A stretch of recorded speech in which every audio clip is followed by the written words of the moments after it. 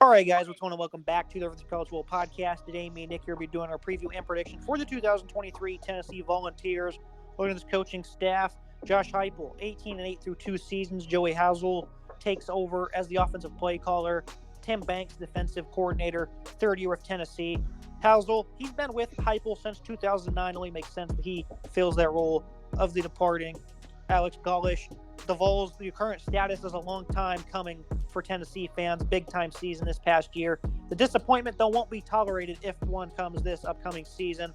Looking at this offense, Nick, it was historic levels getting compared to LSU when Joe Burrow was in town. 46.1 points per game, 525 yards per contest, fifth in passing, 26th nationally in rushing, just south of 200 yards a game. Hendon Hooker was the fan vote Heisman winner due to his historic season. This is an offense that loses 13 players to the portal, 7 of which are wide receiver. They added 5, 2 at pass catcher. 7 starters are back, 3 in the offensive line. Of course, Hendon Hooker, Cedric Tillman, Jalen Hyatt, Darnell Wright, and guard Jerome Calvin. Nick, these are some big-time departures, but Joe Milton has all the hype in the world. This is a guy who was a great teammate a season ago. Him and Hendon Hooker, I believe, were roommates. This is a guy who has a lot of hype coming into the season. 6'5", 245, cannon for an arm. Good size, a veteran. Struggles with accuracy and control. The mechanics and decision-making certainly need improved. High upside player, though, they'll need to manage some expectations and clean up some of those issues to match an elite arm. What are your expectations for Milton this year, a guy who spent this offseason at the Manning Passing Academy? Milton's a good player, right? We know what we're going to get with him. He's got an incredible arm. That arm strength is absolutely ridiculous. One of the strongest arms in college football. Size is fantastic at 6'5", 245. I really like that size a lot. Veteran. He's been around the program for a while. He's a good, leadership role in the locker room. Great guy to have in the locker room. Good character guy. The accuracy certainly is an issue, right? You get concerned with the accuracy and the decision making. That is a problem when you're a team that could be find themselves in close games against an Alabama or Georgia. You can't make mistakes late in the game, and a guy like Joe Milton has turnover potential written all over him, especially late in the game. There's a lot of upside here. I think there's a lot of talent around him that certainly helps. I think he's stepping into a situation where he still has a lot of talent at wide receiver and running back that can certainly balance and keep this offense in a fully running, balanced offense. I like Milton a lot here. I think he's a high upside player. I think he's the right guy to take over because he's got a great quarterback breathing down his neck. I know some Tennessee fans want to see the true freshman play, but I think right now you got to stick with Joe Milton. Yeah, and those are some valid points you make about Milton, but he was very good against Clemson, much better than I thought he'd be. Completed 68%. 251, 3 touchdowns, had no picks on the year. His limited appearances, of course, got the final 2 starts of the year after the Hooker injury. And when you talk about a true freshman breathing down his neck, Nico Lamalaiva, a great size player, matched with impressive athleticism, 6'6", 205, great arm, showcases precision on the run, can be creative, a great runner. This guy was really good in the spring game. How long would the leash be for Joe Milton? Because I think it's going to be pretty long, and it's really hard not to thrive in this system. But like you said, in some of these close games, if some mistakes are made, you look at Jalen Hurts, for example, a couple years back. Tua took over the job, even though Hurts was really good, but his leash was very thin late in the year, and it gave the go to a true freshman 5-star player who ended up taking the reins of the offense. Is that going to be a possibility here for Tennessee? It's certainly possible you have a guy that's so talented like Lava Malaya on the bench. I mean, he is such an incredible talent, one of the best quarterbacks that Tennessee has recruited in a long time. The size with him, I love the height at right, 6'6", I think it's fantastic. 205 worries me. I think the frame, the build kind of concerns me a little bit here. I'm not a big fan of that sort of frame. I think if he had 20 more pounds on him, I'd feel a little more comfortable. I think 205 is just a little bit too low of a number. He is very shifty. I like the speed, great athleticism, good arm. Certainly there will be a corner of Tennessee fandom that'll be wanting him to start immediately. I think it is a very comparable situation to what we saw with Tua Tagovailoa and Jalen Hurts at Alabama. I think Milton's got this locked down for now. I think he deserves to be the starter. I think he has the best capability to lead this team throughout this season, but I think that certainly if there are mistakes coming soon, Tennessee fans will be calling for it. I think Milton gets the entire season. The leash is pretty long out in Knoxville. I think he does have the best potential to lead this team right now, but I think Tennessee is set for quarterback for the next 3 to 4 years at this point. They should really let the guy learn the playbook, learn the offense on the bench, and learn from a great mind in Josh Heupel. Heupel's offense includes great spacing and tempo. This air raid, the interior run game features all tempo. When they get a first down in the passing game to start a drive, the run game gets going, and they're just tough to stop.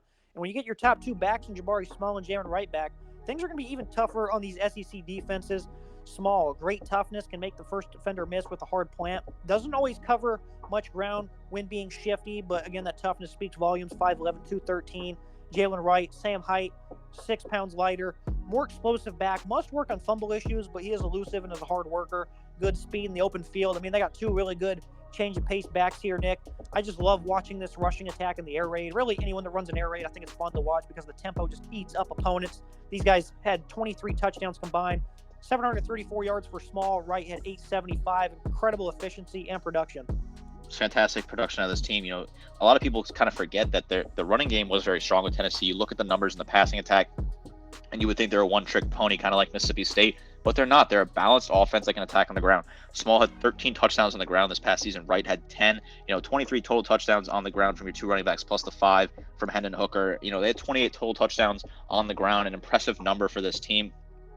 I like Wright a lot, 6 yards per carry for him, 10 scores. He's a fantastic back. I like what I see out of Wright. I think he's a good guy to step up, explosive. Of course, the fumble issues are certainly there. If you're a Tennessee fan, you get concerned about ball protection. But that's something you can work on in the offseason, right? That's something you can practice and fix in a running back. This two-headed monster here is a very scary to face against this offense. 104 attempts for Hendon Hooker last year. Joe Milton, with his size, he's certainly going to be a guy that can get involved in the short yardage at the goal line, QB sneak, but he's not going to be a threat with his legs. And then you introduce Sampson, 397 yards, 6 touchdowns, and 58 attempts. That three-headed monster, I think, is really going to offset any limitations that Milton might have when it comes to running the read option. I agree. I think Sampson's a solid piece to have. I think he's got high upside potential. I think he's a good back that can kind of be thrown in there and used. I think Milton will also be potentially involved in the offense more than people give him credit for. I think he can take hits, and he's allowed to be a part of those, 3rd and 5, 2nd and 6 sort of situations where he gets after the ball and runs it. I think this is going to be a very run potential offense with a lot of talent there on the ground. You look at this receiving core, Cedric Tillman, Jalen Hyatt, the part, plenty of speed and skill there. Brew McCoy really stepped up last year, had really struggled to find his footing his first couple years of his college career. Appears to have matured tremendously. Great outside pass catcher, good high point with focus. He was great on those comeback and curl routes. Only 1 drop this past season, showcasing tough hands, 6'3", 220. Similar size to that as Tillman. I think he's going to be big this year. Ramil Keaton, he's going to be expected to fill in that Jalen Hyatt role. Great stop-start ability, elite downfield speed, heavily used on screens. He never dances. He's always a north runner, 5'10", 165. Dante Thornton, they picked him up from Oregon. A lanky downfield threat with great hands, good ball tracking skills, fluid athlete with some shorter area quickness. That's certainly going to be one thing that's on display for him, 6'5", 199. Limited usage at Oregon, but a former highly touted recruit with good size and skill combo. What is your expectations for this receiving core? This is a team that features a lot of 4 wideout sets, again, with spacing and tempo. Route variations are very important. When this offense, they have concepts where these guys are just running 50%, and then they go into full gear. Squirrel White, another one of those guys that's expected to step up. I think those 4 guys here at receiving trio for Tennessee, they're going to have to be big, because I don't think depth right now is a premium, but I think in terms of starting rotation, this is a great offensive receiving core. I like Brew McCoy a lot, 12.8 yards per catch last year, 667 yards, and 4 scores for him. I think McCoy's got a lot of potential there. I think he's a good veteran player to have in there. Squirrel White as well, 16 yards per catch, 2 scores for him, 481 yards. Didn't get a whole lot of targets, but he's a talented player that has potential to step up. He had 30 catches this past season. I think he can definitely get more than that. I think when you bring in some talented players like Dante Thornton, I think he's a really talented piece to have, and Keaton as well. Keaton's got some experience. He had 31 grabs this past season, 18.1 yards per catch for him, second highest on the team, and 5 scored. 562 total yards. I think these 4 wide receivers are very talented. I think they're find themselves in a good spot. There's also some solid true freshmen coming in. Nate Spillman, Nathan Leacock as well are solid players further than the depth chart. So I think this is a good wide receiving core that has some high upside. You look at the offensive line, of course, Darnell Wright, 10th overall to the Chicago Bears. Jerome Calvin departs as well. Super senior guard Ollie Lane is back 7 games a season ago, was a good pass blocker. Cooper Mays, Devontae Spraggins really struggled. They gained some valuable experience, though. Gerald Mincy was a poorly graded out tackle for them. They did pick up another tackle in John Campbell from Miami, 6'5", 320. He had his bright spots in pass pro. Did allow 5 sacks, though. Texas draft for Andrea Carrick, 22 4-star, and Edison Nichols should also get involved. Jeremiah Crawford's going to battle for the tackle position. The offensive line actually wasn't all that great, but that was offset by this scheme. They do have some good depth and some nice experience when it comes to grading. These guys weren't all that great, and with Darnell Wright gone, they no longer have that anchor at right tackle, Nick. I agree. Losing him is a tough show. It was a very talented tackle, obviously went early in the draft. These guys did not grade well. There are certainly some concerns about this offensive line.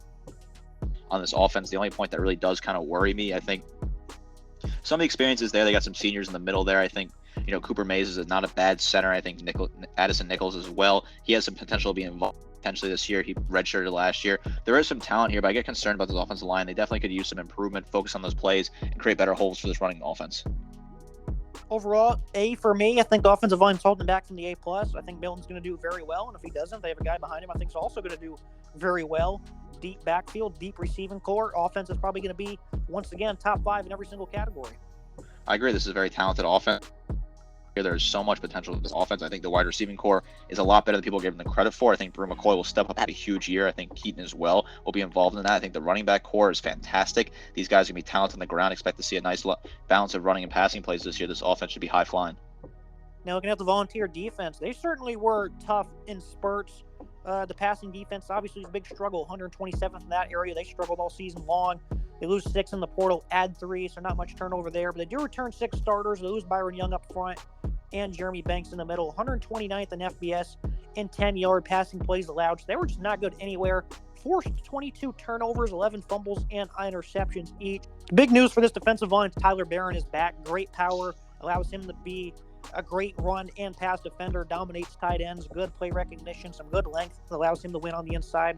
Lack of twitch and explosiveness certainly holds him back, but this is a big-time leader who's also productive. Currick Garland at defensive tackle, 6'3", 310, was an effective run stopper in terms of plugging holes.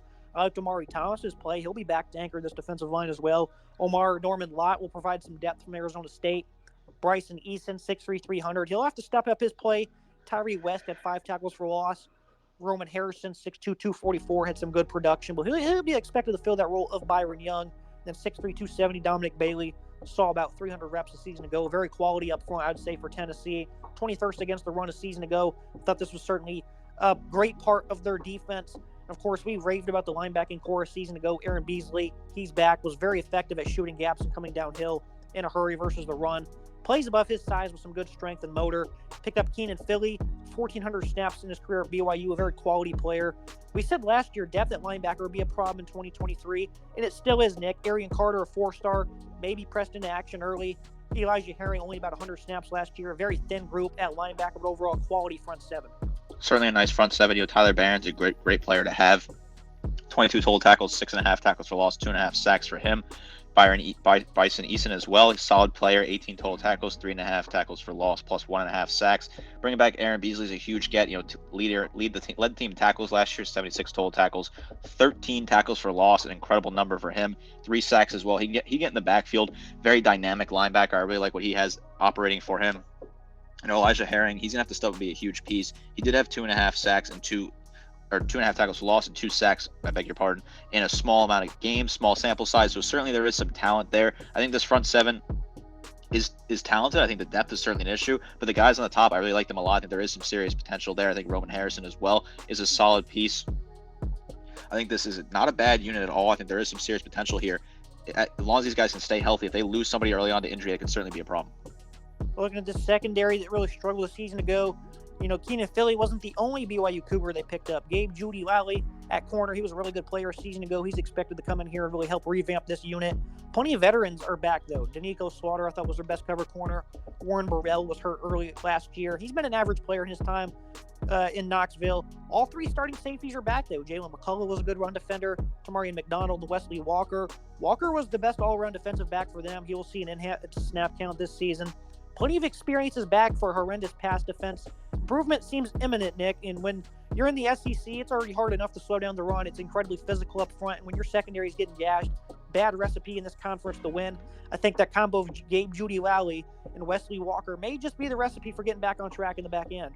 I certainly think so. I think that certainly helps having Wesley Walker and Gabe Judy Lally from BYU. I think he's a really solid pickup out of the portal. The secondary needs to be worked on. It certainly is the biggest problem with this defense. They got to find a way to get a pulse in the secondary. They struggled last year, giving up 289.5 pass yards per game for 127th in the country. It's just a poor number considering how strong the defense was on the rest of the field. Secondary's got to find a pulse here. I think they need to really work on this pass defense to find themselves competitive in the SEC. Now, the biggest question for this defense is how dynamic can they be? They weren't exactly great versus ranked opponents. I think this is a more than serviceable unit that was great in stints, like the UK game, the LSU game. If they can find more consistency, I think they can be lethal. I'm going to go with a grade of a B. I thought, games like Pittsburgh, they really stepped up, but against Florida, they were not good. I mean, they just got absolutely throttled against that poor receiving core, almost 600 yards allowed in that game, where they were ahead the entire way. They should have been able to close that one out at home. Were unable to do so. Also gave up 600 plus against South Carolina. Of course, Hendon Hooker getting hurt didn't help in that, but their defense was getting throttled all night, Nick. Rattler was on a tear well before the injury happened. So I think consistency is this defense's biggest problem, but they did not allow over 170 rush yards once all season long. I think that's a great starting point, especially once again in this conference. Certainly is a solid run defense, but it's the pass defense that's really got to find a pulse. They got torched against teams they had no business getting torched against, like you said, Florida, South Carolina. So they need to find a way to balance this defense. This is not a bad defense overall. I mean, 22.8 points per game in the SEC is a really nice number if you're a defense. But you just got to find a pulse. They gave a ton of points to Alabama, a ton of points to South Carolina, a ton of points to Florida. Teams they really probably should have given up less points to. So certainly this defense got to find a pulse to the passing defense. Yeah, they gave up 453 yards to South Carolina and Florida each through the air, and then a 455 against Alabama. 3 big arm quarterbacks that just ripped it downfield. Look at the schedule preview and prediction for the Volunteers. 8-4 for me. Great upside for the offense with big arm Joe Milton taking over, who's been prepped for this role. Offensive line will need to improve a bit. Really good group of pass catchers. A nice running back duo. Really the trio with Sampson in there. But efficiency could take a bit of a dip, and it certainly is expected to. 46 points per game a season ago, 500 plus yards. That is crazy to try and do once more. The defense has some really good players. The defensive line has some good rotation and experience. Some new producers will have to show their face, though. Aaron Beasley will compete for all first-team SEC. That room is thin. The run defense could take a hit, while the secondary is destined to improve. But what margin is the biggest question? Conservative prediction for me. This is a team that can win the SEC, though, Nick. I think that's something that needs to be made clear. Look at the first month of the year.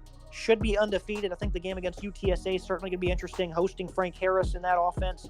I see them losing 3 in a row, hosting A&M, at Alabama, at Kentucky, and then Georgia. They host them November 18th. That's going to be a great game regardless of the Vols record.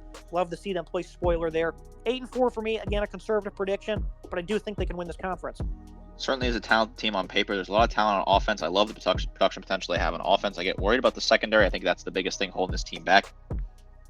I think 8-4 is not a bad prediction. I think they potentially lose that game to South Carolina at home as well. I think 7-5 is certainly a possibility, but that is something Tennessee fans do not want to see, and they don't want to hear that certainly from us. I think they're gonna expect this team to be 9-10 wins, and it's certainly possible with the talent they have. When you look at this slate, it's a tough schedule. At Alabama, at Kentucky, back-to-back weeks. Got to play Georgia, got to play A&M at home, a tough draw out of the other divisions. South Carolina at home. South Carolina is a very talented team. At Florida, they potentially lose in the swamp. You never know. That's a tough place to play. So, Florida fans will not be happy with this. Tennessee fans will not be happy with this prediction. But I think it is the right prediction because there is so many question marks with this team on defense in terms of secondary. And I think the SEC as a whole is very strong this year. I think Tennessee's got great potential. They certainly could get to 10, 11, 12 wins. But I think closer to 8-7 is kind of where we're going to go for now just to play it safe. But overall, this is a good Volunteers team that's heading in the right direction long term and certainly building a culture under Josh Heupel out there in Knoxville. Nope, you're right, though. Florida fans might not be happy with this one bit, losing at home to their rival in the Volunteers. That's going to be it for today's episode. As always, Nick, I appreciate you joining me. Some great analysis on this team. That's very exciting. Absolutely love talking about SEC football. Make sure you guys like, comment, subscribe. See you next time.